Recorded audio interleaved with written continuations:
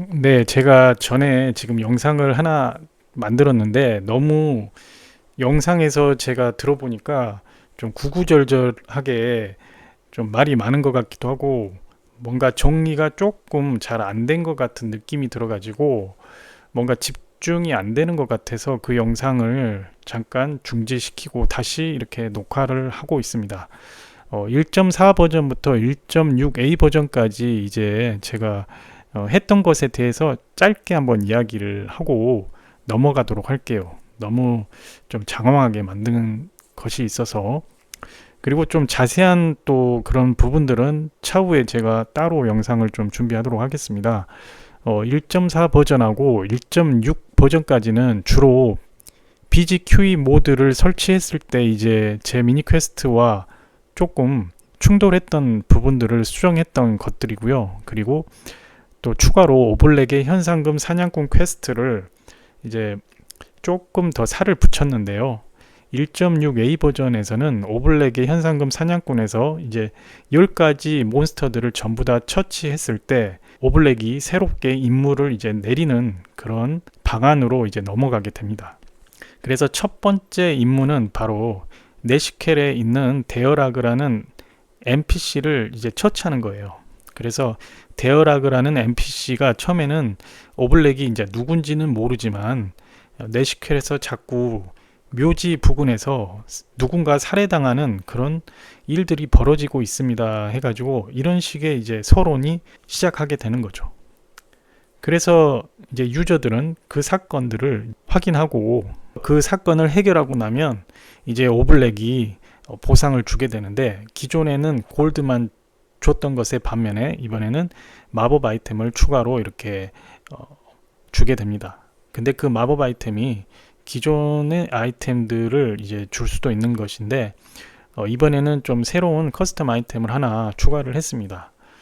그 아이템에 관련한 것은 직접 한번 플레이를 해보시고 확인을 해보셨으면 좋겠습니다. 제가 이 모든 것들을 다 설명을 하려다 보니까 저도 좀 뭔가 말이 장황해지는 것 같기도 하고 하는데, 아이템과 관련해서도 어떤 또 문제점이라든지 또 부족한 부분들이 있어요. 그래서 그런 부분들을 제가 나중에 또 따로 이야기하는 시간을 갖도록 할게요.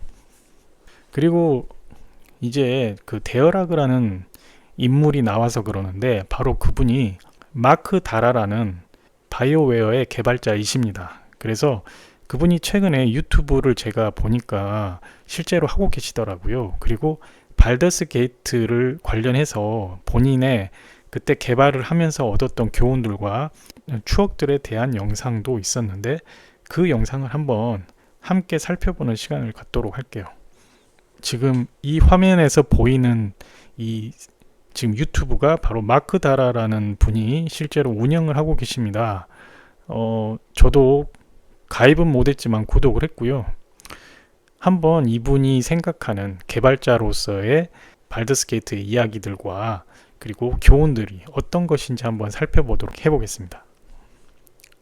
Let's talk Baldur's Gate 1. Technically, I actually did some work on Shattered Steel. I wrote an installer that never got used. This was actually before I was even technically legally working for BioWare, so it doesn't show up on any records anywhere. Baldur's Gate is the first game that I worked on where anything actually saw the light of day. Perfectly rational to consider it the first game that I worked on. So the year is 1997. I actually got hired by BioWare in December of 1996, but I didn't graduate until May of 1997. So that's actually when I started at BioWare. One of the very first things that I did was to build my own desk. And I think that actually provided a lesson that served me well, which is that you do what needs to be done. You may be in a senior position, you may be someone who is a leader or who have people reporting to you, but if something needs to be done, sometimes you're the right person to do it, and that's the right call. Later in my career, I often had large teams around me, but even still, there were occasions where it was worthwhile for me to be the person that got coffee or moved a desk. I was the person who could most afford that time. I'm pretty sure the first official dev-related thing that I did on the project was to actually build the conversation system for Baldur's Gate. It's got some weird idiosyncrasies, and it leads to a few other topics. The conversation system for the Baldur's Gate series is actually based upon the speaker as opposed to based upon the conversation. When I implemented it, that made sense to me. Everything that one person says all gathered together. But if you think about it a little bit longer, you realize that that actually doesn't make a ton of sense, because it means that files are having to cross-link to each other constantly. It's pretty hard to visualize a single conversation based upon that structure. Additionally, the conversation system needed a way to determine which lines would fire.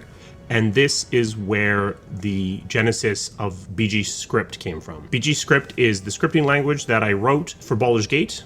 It originally was designed to be used specifically for deciding which lines of conversation to fire. I'd never written a scripting language. I'd never taken a compiler course. I didn't really have any idea what I was doing with writing a scripting language. But this scripting language, I thought, only needed to do something very simple. It was basically just an if test. It is a very limited scripting language. It doesn't have an or. It doesn't have for loops. I believe it's technically Turing complete through various shenanigans. But I think there's another lesson here, and we'll be coming back to this one. I read a long time ago that if you make a scripting language, it's going to be used for things that you didn't intend it to be used for.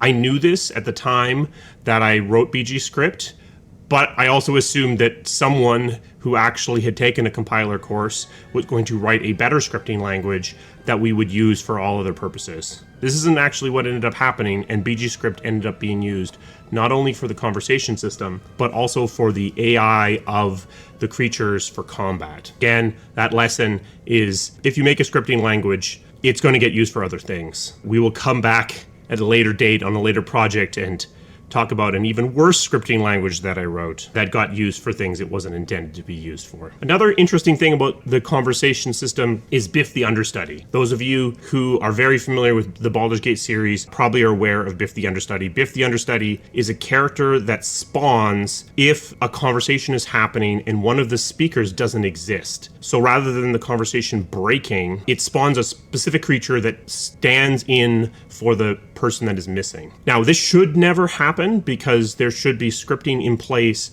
to handle missing characters if someone has died, but there were cases where this didn't happen, and Biff the Understudy is a backup. I actually think this is an incredibly important lesson, which is you probably should put those suspenders on. There's no real reason in most cases why you shouldn't have the null check on your memory address reference or have a Biff the Understudy just in case.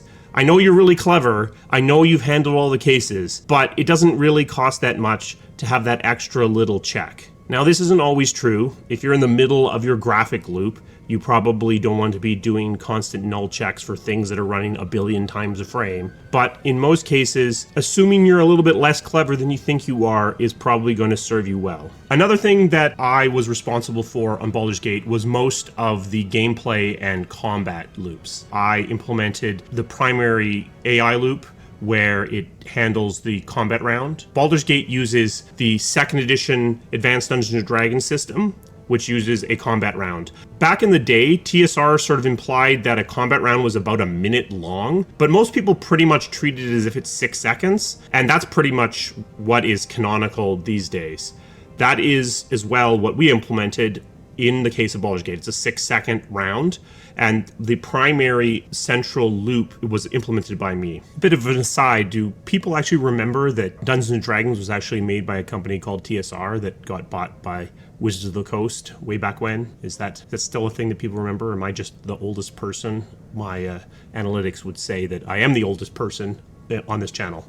An interesting little factoid is there's a tiny little exploit because the way the round is counted, it actually counts the round for spell casting and for weapon attacks separately from each other. I believe, if I recall correctly, the reason it does this is because you can get multiple attacks, and we didn't want to just have those all happen at once, which wouldn't look very good. It needed to be able to partition the round up differently, whereas you can only ever cast one spell in a round. So as a result, it keeps track of them separately. The consequence of this is that if after you cast a spell, if you're using a relatively slow weapon, you can actually get an attack in the remainder of the round if you're super quick.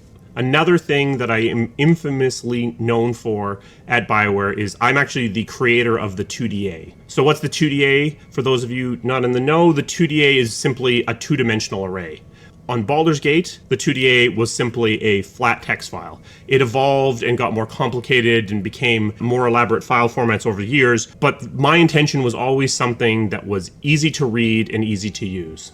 The 2DA has become a much maligned file format at BioWare. In fact, it's been expunged from development completely at this point, but I actually believe it's an incredibly useful file format. It gives you something that very quickly allows you to add new kinds of data into your project. However, if it gets used incorrectly, it is a problem. The 2DA, as I envisioned it, was always intended to be read in and parsed into another data format.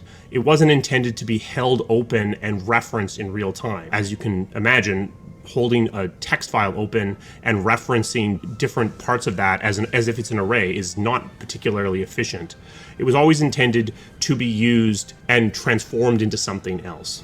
Second edition D&D has a lot of tables, and the 2DA is designed to handle that. So I guess my lesson on this is that it is useful to have a way to quickly add new kinds of data to your project. Because it is essentially editorless data entry, in a way, 2DAs are kind of another form of a scripting language. And over the projects, you started to see 2DAs referencing other 2DAs, essentially giving you four-dimensional arrays, tesseracts of data, if you will. But again, I believe that is the format being used incorrectly. In those cases, you want to create an actual editor that actually allows people to manage their data properly. But anyway, 2DAs forever. It's the best. I love them, and everyone else is wrong. Something that I use the 2DA and a form that I think is very good to have is we had an end screen system. So you would have a list of screens with how long they would show and text that would go up on top of them. And you would throw this into the override folder. And then as the game is running, you would trigger this and it would just show a series of screens in order with text on top of them with specific times. This is excellent to quickly add screens to an end of a demo. I guess this brings up something else, the override folder. All the way up until we started to use Unreal, all of our engines had the concept of an override folder. An override folder is literally that. It's a folder in the hierarchy of the game where if you put files, they would be read and they would be used preferentially over the files that were built into the data structure. I love the concept of an override folder. It gives an agility to the project that I think you lose when you have to package everything together. Frostbite doesn't have the concept of an override folder, and neither does Unreal. We were looking at certain points in time in adding this sort of thing into Frostbite. We never did get around to it. I love the concept of an override folder. It allows you to do things when you're out in the field, doing demos or at trade shows. It also gives you the ability to have developers do things quickly. It can get overused, and you can get cases where people never update their game and just throw more and more and more into the override folder, which starts to drag down your speed. But I do think it is something that is useful, and I miss it in modern engines. I hope you're following my stream of consciousness, because the override folder actually brings me to something else, which is the concept of updating. When we first started in Baldur's Gate, there was no tool for actually updating the game. In order to get a new version of the game, you had to go to a folder and copy everything down. And we thought, oh, well, that's easy. No one can mess that up. We don't need a tool. Turns out, actually, lots of people can mess that up. And we very quickly realized that you need a tool. This is the kind of tool that you definitely want to have. And actually, I think you want a little bit more to it. I think you want ways to force people to update. You want ways to potentially tell if people haven't updated. And if you do have an override folder, you want a way to force that override folder to be emptied on occasion, though you probably should warn people before you do so.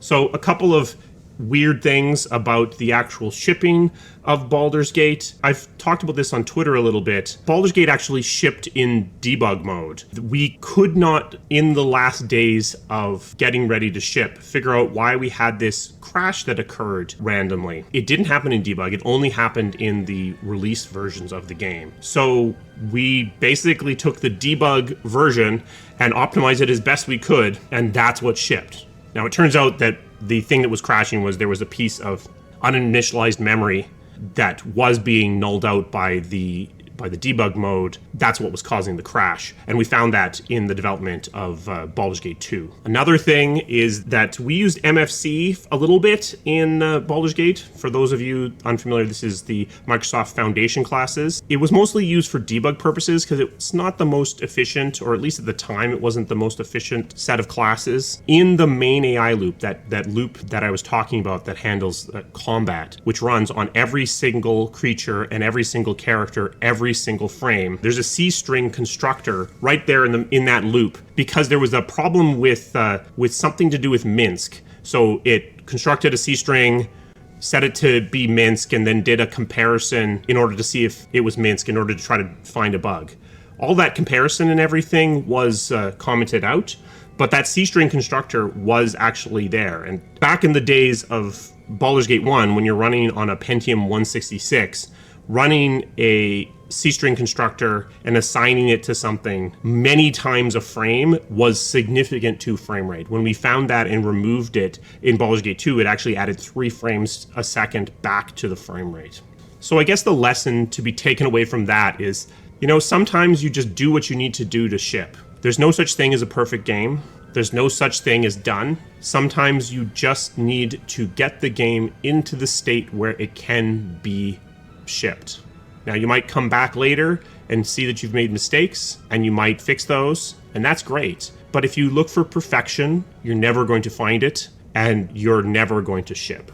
Baldur's Gate was made by a team that didn't really have any video game experience. We had some people in the building who had shipped Shattered Steel, but other than them, none of us had actually worked in the game industry at all. And I don't think that actually hurt us. I think that allowed us to do things that otherwise would have been impossible. At that time, CRPGs, so RPGs on PC, were largely considered to be a dead genre. This is back in a period of time where Diablo was considered to not be an RPG at all, but it actually was. We were working on Baldur's Gate before Diablo even shipped. So between Diablo and Baldur's Gate 1, I think that those two games are responsible for maintaining and returning computer RPGs into an important position within the video game industry. I think that naivete, that lack of experience is what allowed us to do things that otherwise people would have said or known were impossible. So I do think that being willing to work on things that you don't have experience with can be incredibly powerful and incredibly freeing in terms of allowing you to do things you wouldn't otherwise do.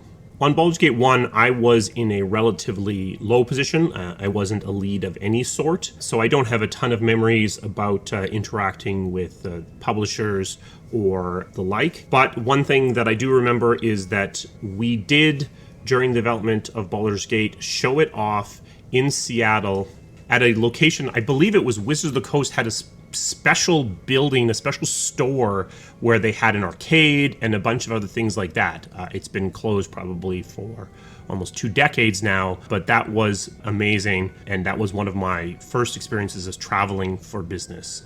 When we were in the final stages of Baldur's Gate, probably really more than a year, most of the time that I was on the project, we were working overtime. This is probably the longest crunch I've ever done on any project. We, I guess, didn't know any better in part, but also this was early days for BioWare. We had no reputation, and we had agreed to certain deliverables, and we were in part doing this to get paid. We had pizza for a long time.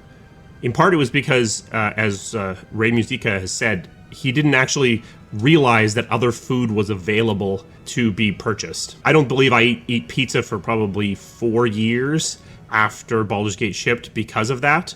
And I think there is a lesson there about the small things mattering. I think the welfare of your team, even through little things, can be improved in little ways, and each little removal of friction is worth considering. If I was entering the video game industry now with the skill set that I started at BioWare with, I think I'd probably be entering as a technical designer or a gameplay designer because, as I said, I'm the one that actually did most of the work for the core part of the gameplay in Baldur's Gate.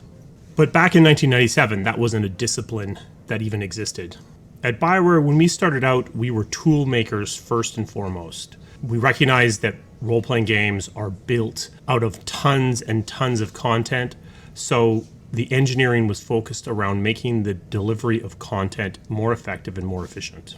Tales of the Sword Coast was actually the expansion pack for Baldur's Gate. This is back in the day where you didn't really have DLC to speak of. Actually, there was no DLC at all, really. You had expansion packs or nothing at all. Expansion packs needed to be big enough to be sold at retail, and Tales of the Sword Coast certainly was. Tales of the Sword Coast was built to be played at any point beyond basically the prologue of Baldur's Gate. And there are really two approaches to expansion packs. You can either do it that way, make an expansion pack that sort of integrates into the story, or you can make something that comes after the story and continues on from there. The expansion pack for Baldur's Gate 2, Throne of Ball, works that way. There are pros and cons to each. By integrating it into the story, you allow people who haven't finished the game to enjoy it immediately, which is good, but the problem is that it also means that it can't really impact the game that much overall. So you end up with a more accessible but less impactful product. I think because of the nature of the industry at the time, this was okay for Baldur's Gate, because one thing that Interplay was really good at was keeping products in stores and keeping them in stores at full price. So we would have Baldur's Gate in the store, then we'd have Tales of the Sword Coast in the store at $40, and then we would have Baldur's Gate and Tales of the Sword Coast packaged together at $60. And I saw these games in stores years later still selling for $60. And I think that is something that more recently has become incredibly rare. Prices tend to decline much more quickly than they used to. I don't actually have a lot of memories of Tales of the Sword Coast. I think those memories have been mixed with and lost in amongst the other memories I have of Baldur's Gate. But it serves as the source of one of the most powerful pieces of advice I ever got. Tales of the Sword Coast is when I became a lead programmer, and there was an incident where I lost my temper in a room full of people with Ray and Greg there, and afterwards they took me aside, and the thing they said to me was to only lose your temper on purpose. The lesson there is so important. It's not always something you can do, but your emotions are a tool, and when you're in a leadership position, when you're in a position of power, you need to be careful about how you use your emotions, how you display your emotions to other people on the team. 방금 번역이 약간 좀 잘못된 것 같은데요. 마지막에 화를 낼 때는 어떤 목적이 있을 때만 내라는 이야기죠. 그러니까 함부로 화를 내지 마라 이런 이야기죠. 저는 EDA와 관련된 이야기도 좀 흥미로웠던 것 같고, 오버라이드 폴더 사용, 오버라이드가 있었기 때문에 지금의 모드 개발이 좀 이렇게 확장이 잘 되지 않았을까 이런 생각도 하고 있습니다.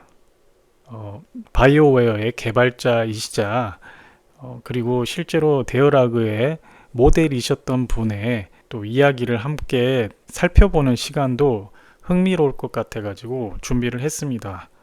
재밌게 보셨는지는 모르겠지만 저도 이분의 유튜브를 새롭게 이번에 발견을 했기 때문에 앞으로도 계속 구독을 해서 또 지켜볼 것 같습니다. Indeed.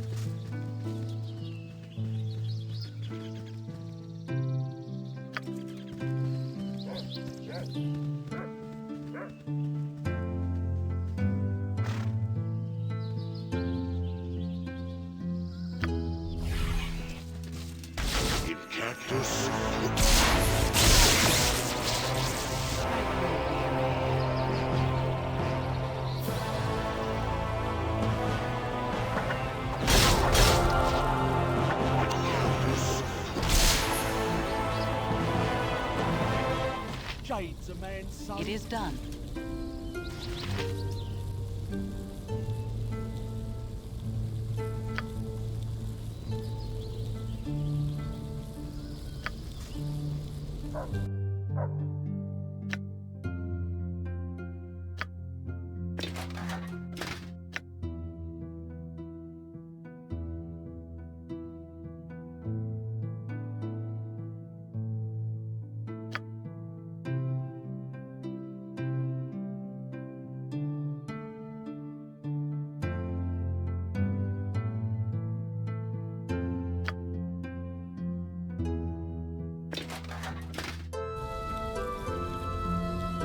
Certainly.